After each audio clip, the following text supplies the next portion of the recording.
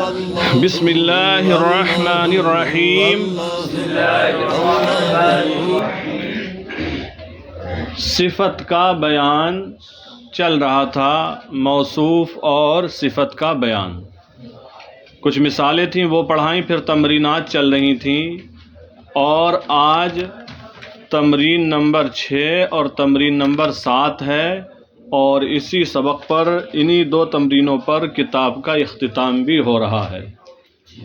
آج ماہ محرم آج ماہ جمادی الآخرہ کی 15 تاریخ ہے بریلی شریف میں. بدھ کا دن ہے، اور بدھ کے دن ہی کتاب آپ کی شروع ہوئی تھی، اور بدھ کے دن ہی مکمل ہو رہی ہے. تو آج انشاءاللہ کتاب بھی آپ کی مکمل ہو جائے گی. تو دیکھیں تمرین نمبر 6 سے ہے، لکھتے ہیں تمرین فی الانشاء، مشق انشاء کے بارے میں، انشاء کے سلسلے میں. اب آگے لکھتے ہیں کون 7 جمل فعلیۃ، 7 فعلیہ جملے بناؤ. کتنے؟ پیچھے جو لکھوائے جا رہے تھے وہ 5 5 5 5 5 تھے، 5 جگہ 5 5 تھے. آج کہہ رہے ہیں 7 فعلیہ جملے بناؤ. کتنے؟ اور فعلیہ ہونا چاہیے، اسمیہ نہیں بلکہ کیسے ہوں؟ آگے لکھتے ہیں بحیث یجیء لفظ الصور، اس طرح کہ لفظ الصور آئے، فی کل منہا، ان میں سے ہر میں، موصوفاً، موصوف بن کر.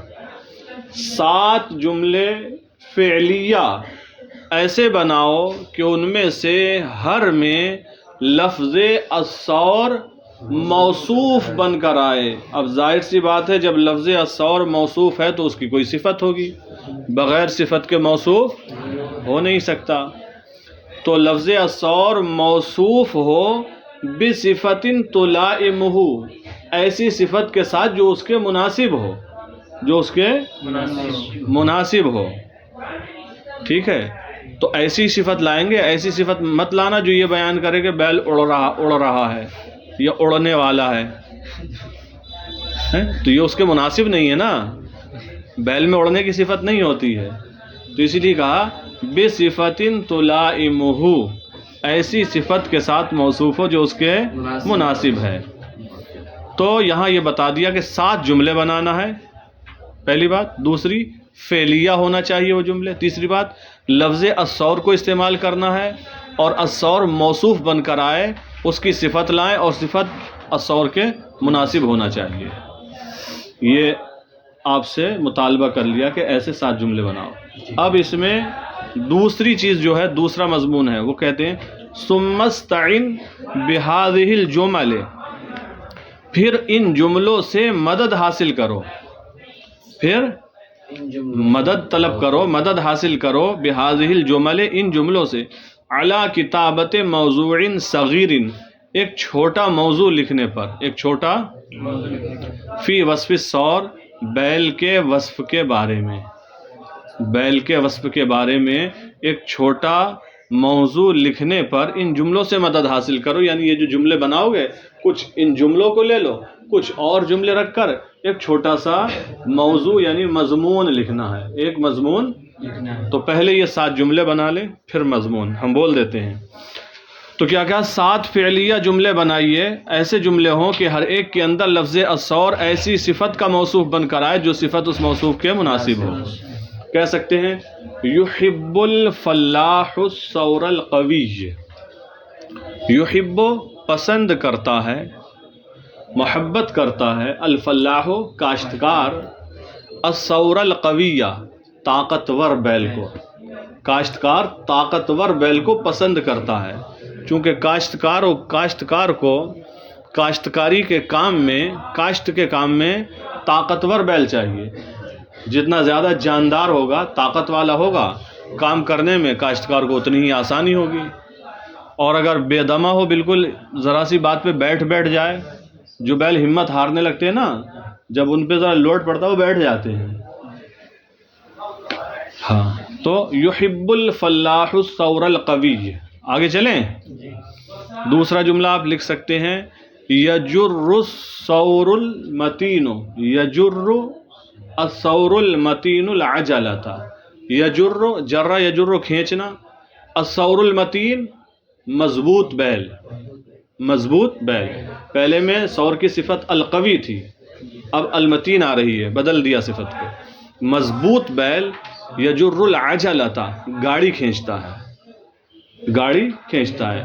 اب جتنا مضبوط ہوتا ہے اتنا ہی زیادہ وزن کھینچتا ہے اور اتنی آسانی کے ساتھ کھینچ لیتا ہے. کمزور بیل ذرا ہارنے لگتے ہیں. پہلے زمانے میں ہوتا تھا، ہمارے چچا بھی تھے، وہ بھی بیل گاڑی چلاتے تھے پہلے، ڈلب جسے بولتے تھے. لکڑی ڈھوئی جاتی تھی، غلہ بھی ڈھویا جاتا تھا. تو جب کچھ ندیوں کے راستے ہوتے تھے نا چڑھائی کے زیادہ، اب بھرا ہوا ہے، تو جو مضبوط بیل جن کے ہوتے تھے، صرف بدن سے ہی مضبوطی نہیں ہوتی، تگڑا بدن ہے، ہمت ہوتی ہے، وہ کھینچ لے جاتے تھے. اور ساتھ میں کئی لوگ ہوتے تھے نا، تو کسی کے بیل کمزور بھی پڑ جاتے تھے، نہیں چڑھا پاتے، تو اس کے بیل چھوڑ کے دوسرے والے کے لگائے جاتے تھے کہ تم لگاؤ، وہ چڑھا کے دیتے تھے اس کا بھی. یہ سسٹم ہو. گاؤں دیہات والے جو ہوں گے اس زمانے سے وہ بہتر جانتے ہوں گے. اب تو یہ سب سسٹم ہی ختم ہونے والے ہیں تقریباً. اب چاہے بھینسیں ہوں یا بیل ہوں، استعمال کم سے کم تر ہو گیا. سامان بڑی گاڑیوں سے ڈھلنے لگے. اب تو یہ مٹی نکالنے کے لیے، ریتا اور جو چھوٹے چھوٹے کام ہیں اس کے لیے رہ گئے ہیں.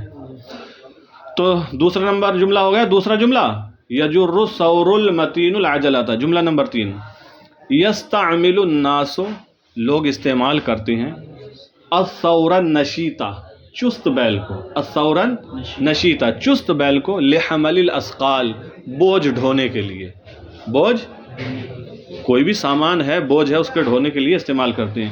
یستعمل الناس الثور النشیط لحمل الاثقال. جملہ نمبر 4 یذبح الجزار الثور السمین لعید الاضحیٰ. کہہ سکتے ہیں ویسے جو جزار ہے، یذبح الجزار، قصاب ذبح کرتا ہے، الثور السمین، موٹے بیل کو، لعید الاضحیٰ، عید الاضحیٰ کے موقع پر، عید الاضحیٰ کے وقت پر. اور باقی تو قصاب ہے عید الاضحیٰ کے بغیر بھی ذبح کر لیتا ہے. حالانکہ اب ان چیزوں پر پابندی ہو گئی، اب تو کالا ہی کٹ رہا ہے.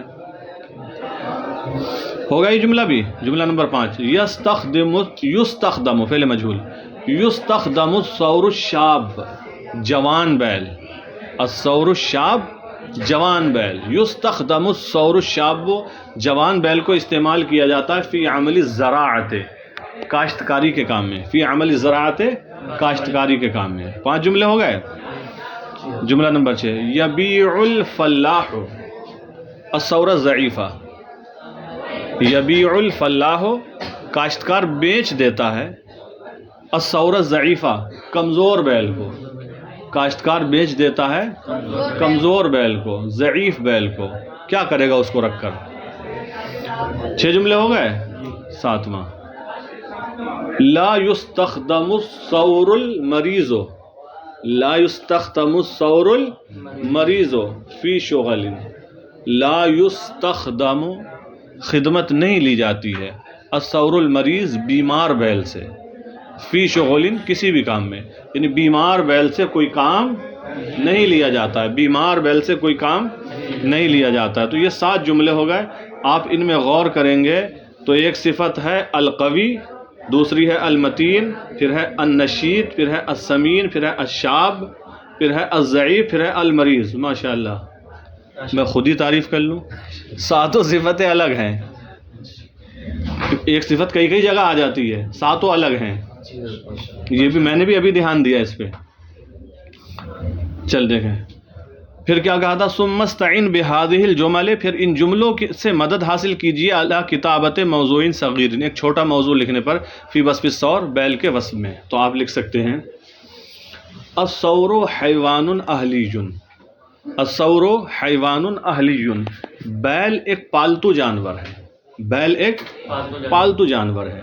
لونہ ابیض، اس کا رنگ سفید ہوتا ہے، واسود، اور کالا ہوتا ہے، وَأَصْفَرُ مَائِلٌ إِلَى الْحُمْرَةِ، اور پیلا زرد مائل با سرخ ہوتا ہے، ہوتا نہیں پیلا ہوگا لیکن فل پیلا نہیں، مائل با سرخ ہوتا ہے، اور فل پیلا بھی ہوتا ہے، فل پیلا بھی. تو یہاں پر کہہ سکتے ہیں لونہ ابیض و اسود و اصفر. پھر آگے لکھیں گے و اسفر مائل الی الحمرۃ و اسفل و اسفر یا و احمر مائل الی السواد. کچھ کالے کے قریب ہوتے ہیں. تو بہرحال یہ رنگ ہیں، اس کے رنگ آپ لکھ سکتے ہیں. پھر آگے لکھیں گے آپ یضعہ الفلاحون، یضعہ اسے رکھتے ہیں، الفلاحون کسان کاشتکار، کاشتکار اس کو رکھتے ہیں یعنی پالتے ہیں. وَيَسْتَعْمِلُهُ فِي كَثِيرٍ مِّنَ الْمَشَاغِلِ، وَيَسْتَعْمِلُهُ اور اسے استعمال کرتے ہیں فی کثیر من المشاغل بہت سارے کاموں میں.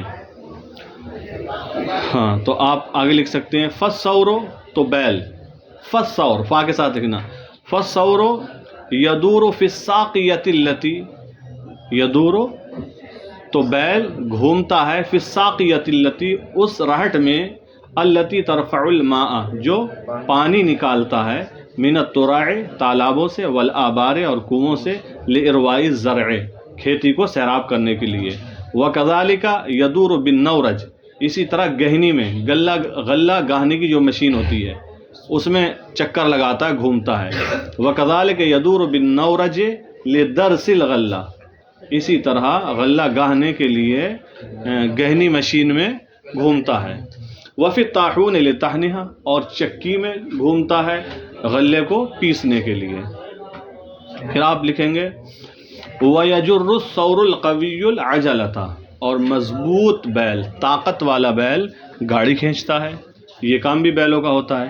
پھر آپ لکھیں گے وَيُسْتَعْمَلُ لِحَمْلِ الْأَثْقَالِ مِن مَكَانٍ إِلَى مَكَانٍ آخر، وَيُسْتَعْمَل اور اس کو استعمال کیا جاتا ہے لِحَمْلِ الْأَثْقَالِ بوجھ ڈھونے کے لیے، من مکان الی مکان آخر ایک جگہ سے دوسری جگہ کی طرف بوجھ ڈھونے کے لیے استعمال کیا جاتا ہے. پھر آپ لکھیں گے وَهُوَ يَحْرُسُ الْأَرْضَ، وَهُوَ يَحْرُسُ الْأَرْضَ أَيْضًا اور وہ زمین بھی جوتتا ہے، بیل زمین بھی جوتتا ہے. پھر آپ لکھیں گے وَهُوَ حَيْوَانٌ يَعْرِفُ صَاحِبَهُ فِي النَّهَارِ وَاللَّيْلِ، وَهُوَ حیوان اور وہ ایک ایسا جانور ہے، یعرف صاحبہ جو اپنے مالک کو پہچانتا ہے، یعرف صاحبہ جو اپنے مالک کو پہچانتا ہے، فی النہار دن میں، واللیل اور رات میں، ویطیعہ اور اس کی اطاعت کرتا ہے، فرما برداری کرتا ہے، یعنی بیل اپنے مالک کی فرما برداری کرتا ہے. پھر آپ لکھ سکتے ہیں آگے وَيُذْبَحُ الثَّوْرُ، وَيُذْبَحُ الثَّوْرُ اور بیل کو ذبح کیا جاتا ہے، کہ یأکل الناس لحمہ تاکہ لوگ اس کا گوشت کھائیں، تاکہ لوگ اس کا گوشت کھائیں، ذبح بھی کیا جاتا ہے نا. ہاں وَتُصْنَعُ الْأَحْذِيَةُ مِنْ جِلْدِهِ اور اس کے چمڑے سے جوتے بنائے جاتے ہیں. کیا بنائے جاتے ہیں؟ جوتے بنائے جاتے ہیں. وَتُصْنَعُ الْأَحْذِيَةُ مِنْ جِلْدِهِ اور اس کے چمڑے سے جوتے بنائے جاتے ہیں. تو چمڑے سے جوتے بنتے ہیں اور بھی کئی چیزیں بنتی ہیں، اور اس کی ہڈی سے کس سے؟ اس کی ہڈی سے کئی چیزیں بنائی جاتی ہیں. وَتُصْنَعُ مِنْ عِظَامِهِ اور اس کی ہڈیوں سے بنائی جاتی ہیں. کیا کیا چیزیں بنائی جاتی ہیں؟ الازرار کیا؟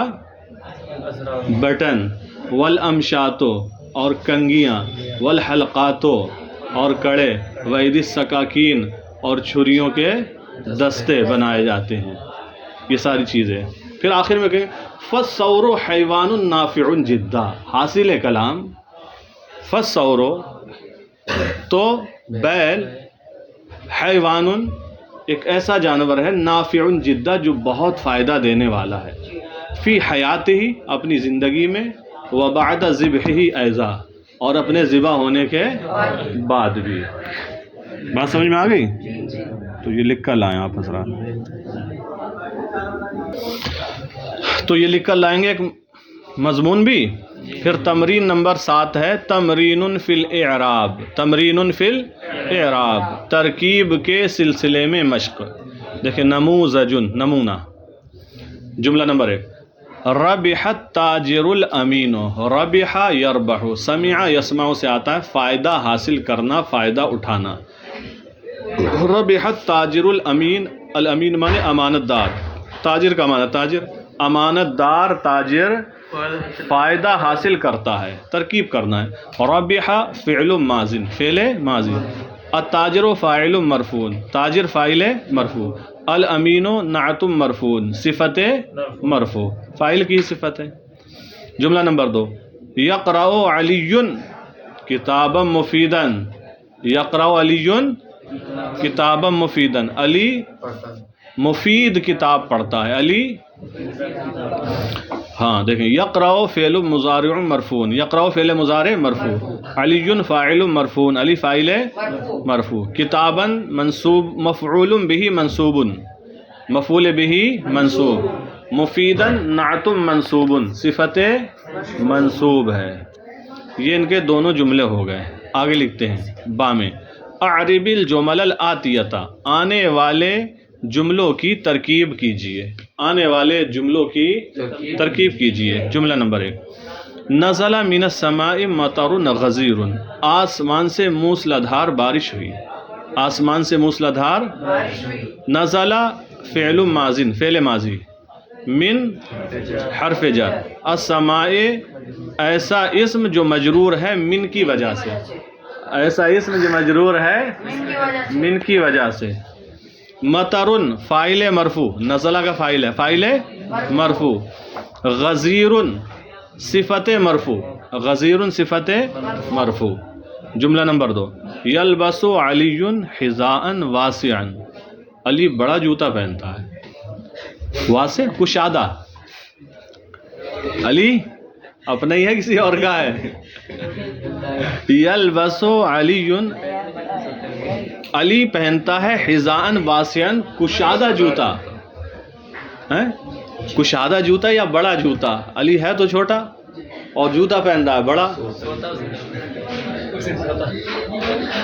چلیں یلبس فعل مضارع مرفوع، علی فاعل مرفوع، حذاء مفعول به منصوب، مفعول به منصوب. واسعا صفت منصوب، واسعا صفت منصوب. جملہ نمبر 3 اور جملہ آخری یکسر النحل فی البساتین المثمرۃ. یکسر زیادہ ہوتی ہیں، النحل شہد کی مکھیاں. یکسر النحل شہد کی مکھیاں زیادہ ہوتی ہیں، کثیر ہوتی ہیں. فی البساتین المثمرہ، البستان کی جمع ہے بساتین، باغوں میں. المثمرہ پھلدار، پھلدار باغوں میں. شہد کی مکھیاں پھلدار باغوں میں زیادہ ہوتی ہیں. شہد کی مکھیاں پھلدار باغوں میں زیادہ ہوتی ہیں. یکسر فعل مضارع مرفوع، النحل فاعل مرفوع، فی حرف جار. البساتین ایسا اسم جو مجرور ہے فی کی وجہ سے، اور المثمرہ صفت مجرور، صفت مجرور. تمت بالخیر. اللہ تعالیٰ اس کتاب کے پڑھنے میں اور جو سب پڑھ چکے اس کی تیاری کرنے میں، یاد کرنے میں، اور اس کے ذریعے ہر موڑ پر مدد حاصل کرنے میں اللہ تعالیٰ آپ سب کی مدد فرمائے. اور جتنے بھی لوگ یہ سن رہے ہیں، اسے سن کر سیکھ رہے ہیں، اللہ تعالیٰ ان سب کی بھی مدد فرمائے. آمین یا رب العالمین بجاہ سید المرسلین صلی اللہ تعالیٰ علیہ وسلم.